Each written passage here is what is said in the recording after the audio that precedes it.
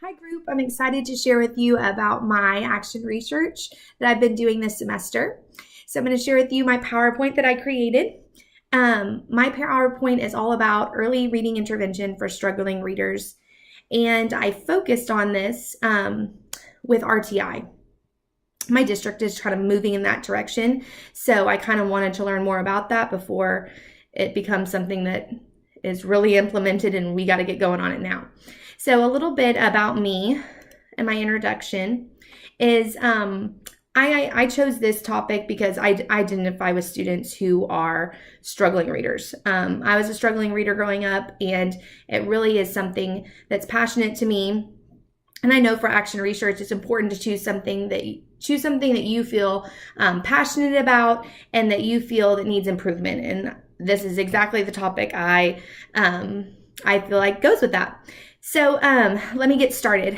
So a child who is a poor reader at the end of first grade has almost a 90% chance of remaining a poor reader at the end of fourth grade, and a 75% chance of being a poor reader as long as they are in school. So this is something that is astonishing, and the statistics say that we need to address. So good quality intervention can help fill the gaps. So a typical school approach to students with reading difficulties pretty much assumes that the problem is within the student. And if the gap between average readers and students at risk for reading is addressed aggressively, then these later developing reading problems and reading disabilities are really prevented or reduced. So it's a big deal. And there are numerous opinions about strategies and how to go about this with struggling readers in the classroom. And I think that a lot of people at my school are all over the place, and everybody has different beliefs about what to do. And so I'm going to introduce to you a few of those within the presentation's effective ways to address struggling readers in the classroom. And there have been a lot of early reading intervention programs that have been proven successful. And response to intervention is the approach that I'm seeing that's having more success than others, that multi-tier system. So let's get started. So the purpose of my study was to find which intervention strategies work best to increase reading proficiency for at-risk learners, and to learn which strategies best meet their needs. So I have some terms to address before we get started, so that you'll see the MTSS, which is a multi-system of support, and that promotes school improvement for all students, engaging them in research-based academic and behavioral practice. And then I have RTI, which RTI stands for Response to Intervention. And it is an approach, both academic and behaviorally, that is used in the United States and is also becoming promoted by other states, but also in Texas, where schools are having to be using this method to identify students who are at risk, and it's from the state. So it's important to notify that if you are in Texas. Reading intervention is a program supplementary to an existing literacy curriculum, so it's a supplement, and it's there to hopefully increase the students' reading level. And then phonemic awareness is the ability to hear, identify, and work with small units of sounds. A universal screener is conducted to identify or predict students who may be at risk of poor learning outcomes. And progress monitoring is the way that you analyze the data. It's a scientifically based practice that is used to assess student academic performance and evaluate the effectiveness, essentially, of the intervention. So here are my research questions. Sorry, I'm a little out of breath. I'm currently 9 months pregnant, so bear with me. How can I support my struggling readers in first grade? What interventions should I use to increase reading proficiency for at-risk learners in my classroom? And what does RTI increase reading proficiency for struggling readers? So essentially, how can I support them? What intervention should I use? And does RTI help? Does it end up increasing their proficiency?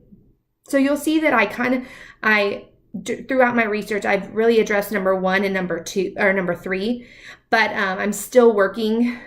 And I think that as I continue this research, I will go into talking about what intervention programs, diving deeper into that, that would help my students who are at risk. So I'm going to talk about my articles that I read. So the first one is called Targeted Reading Intervention, a coaching model to help classroom teachers with struggling readers.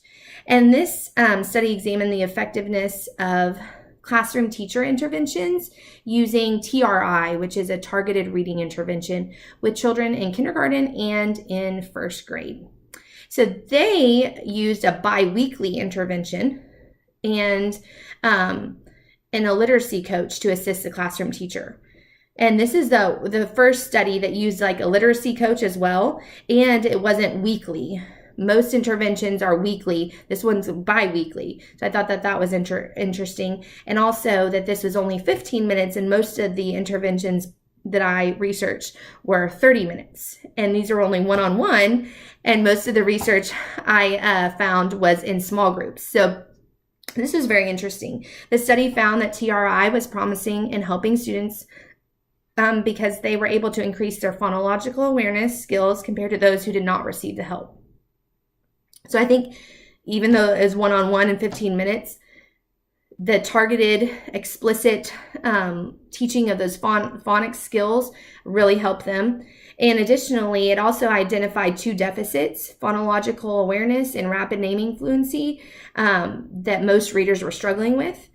And the results of this study suggest that struggling readers can make significant gains through individualized instruction, which is essentially a small group or intervention from the classroom teacher, and ongoing help from a coach or a literacy specialist or their own teacher.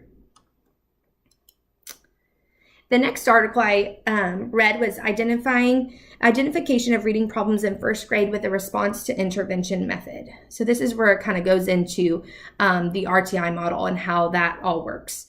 So the purpose of this study was to determine the correct assessment for screening students. So I found that when I would talk to my coworkers, and I see a big need for this in my class, in my school, is okay, what next? Once these students, we see that they're struggling, what do we do? We need a place or some form of assessment to identify these students and what tier they should be on. And that should almost like follow like a flow map of how to aggressively target their needs. And so this article talks a lot about a universal screener that I'll talk about with you more on the next slide. And it talks about how districts are already using RTI as a means to identify students who are at risk, but there is limited research on the fully implementation of each stage of RTI. So that's where more research could also help.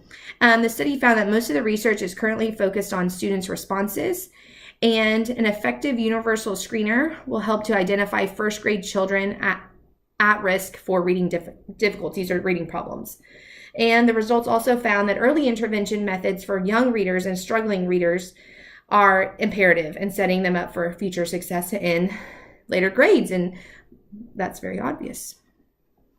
So the universal screener was kind of like that key component across all my research, is just having a way to identify these students, getting the help they need. So the essential characteristics of a universal screener is efficiency. These screeners that they use to target or to assess students should be quick, 5 to 8 minutes. They should be valid, quick and easy to administer, and they must measure critical variables and have high classification accuracy. But there is some things that happen that are not so good.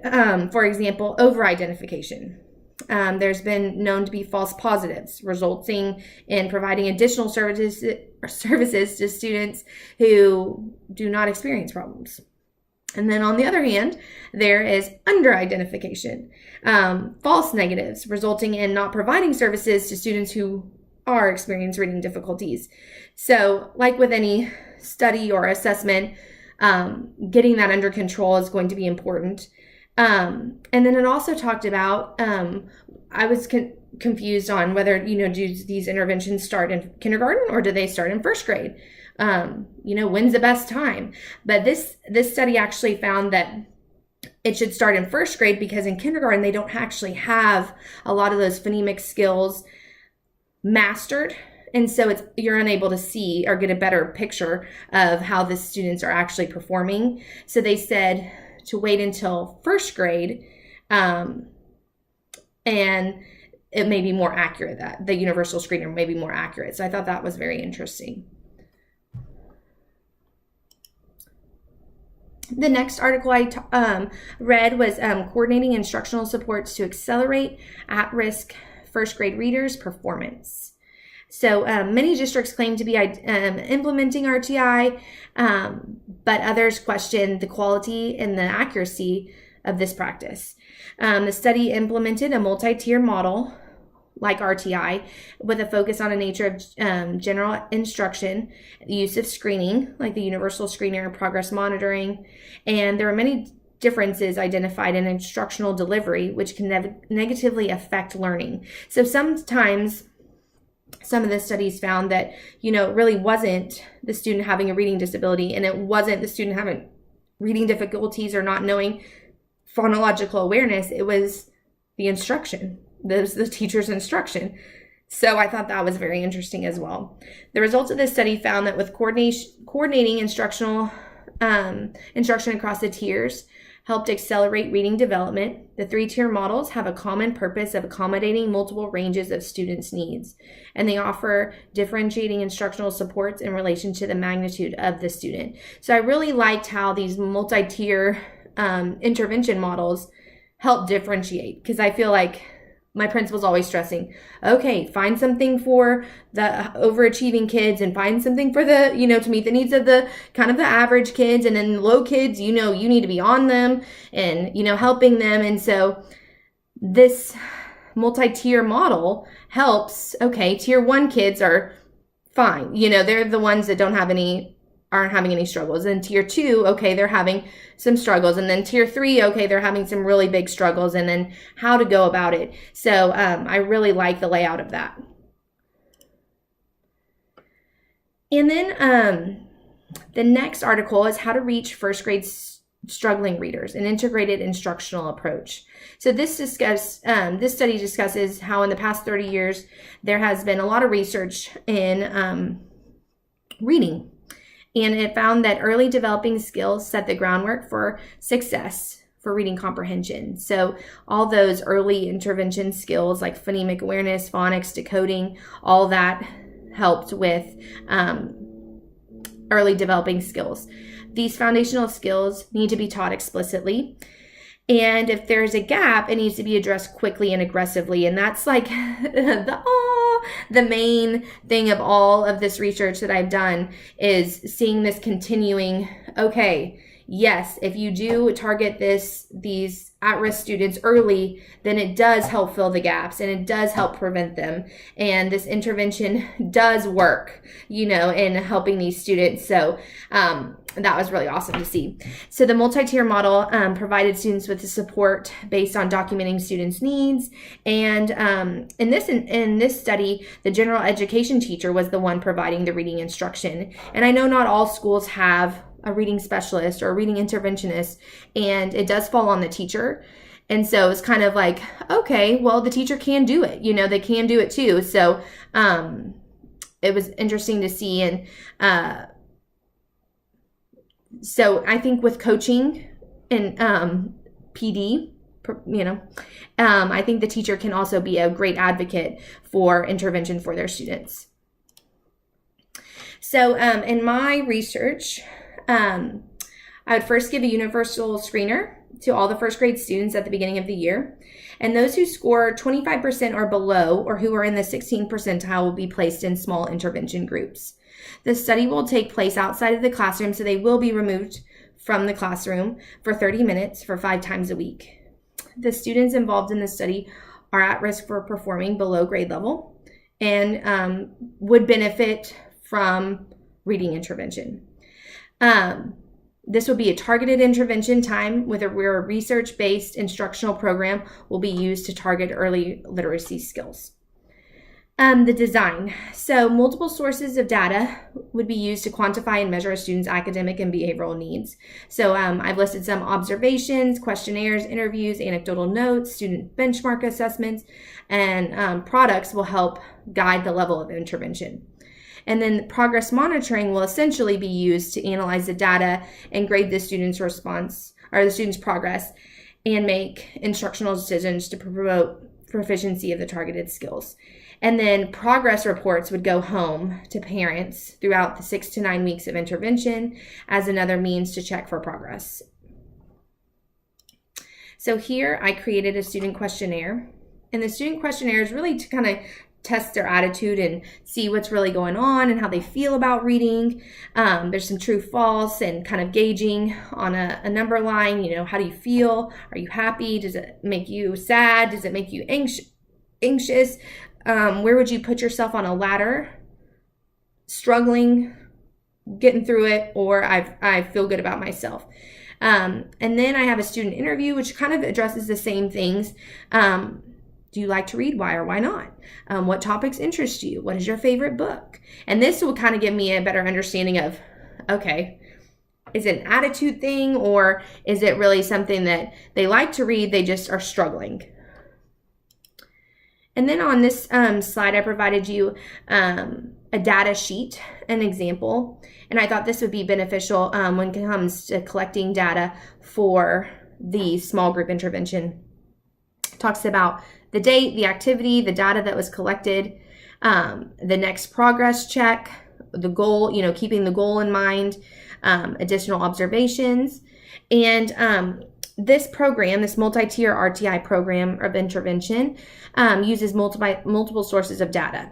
And the data collected provides a team with an objective to quantify and measure a student's academic and behavioral needs. The multiple sources of data include documentation of instructions and some of the ones that I kind of listed on this slide before.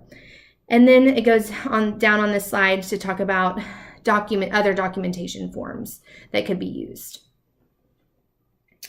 Other ways to collect data, preliminary methods would be used, student progress, assessments, team and teacher communication, progress monitoring, formative and summative assessments, anecdotal notes, progress reports, and observations. And progress monitoring is a very big deal for these type of multi-tier interventions. They're important in the data collection process, and it helps illustrate student growth over time.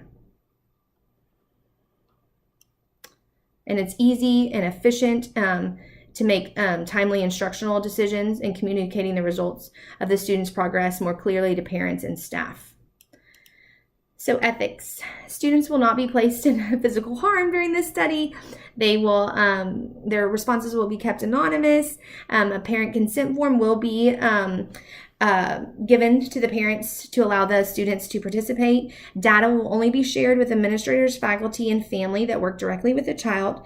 And if I am sharing this data or this information with people outside of the district or outside of my school, I will use a different name to protect their identity. So I feel like other people that would benefit from this study would be reading specialists, reading interventionists, administrators. I know my principal is, like I said, gung-ho about RTI and getting everybody on board. So I think this research that I'm doing would actually help her in, helping the staff wrap their head around what RTI is and the best interventions for their students who are struggling. Elementary teachers, parents of at-risk students, school district, or professional development, and then some limitations. So in the early grades, kindergarten and first grade, it's very difficult to distinguish between students who are struggling with early reading skills because maybe they have a reading disability or their dyslexia or some kind of thing that's keeping them from learning. But the reading difficulties essentially could be encountering because of a result of inappropriate instruction. They're not getting the instruction that they need, or their teacher is not providing them with enough phonemic awareness, phonics, that kind of instruction to help meet their needs. There are false positives for reading disabilities that occur because there are discrepancies in how to implement the multi-tier support systems and RTI models, and how to identify students who need extra support. So I think that teachers need more training about how to best support these students. And if they had more training and they were aware of, how the system and the universal screener is used, then that would alleviate any false positives. So essentially, the purpose of this study is to determine what interventions would be best used with students who are at risk for reading difficulties. I found that the multi-tier intervention programs aggressively helped at-risk students at earlier grade levels to prevent them from falling further behind.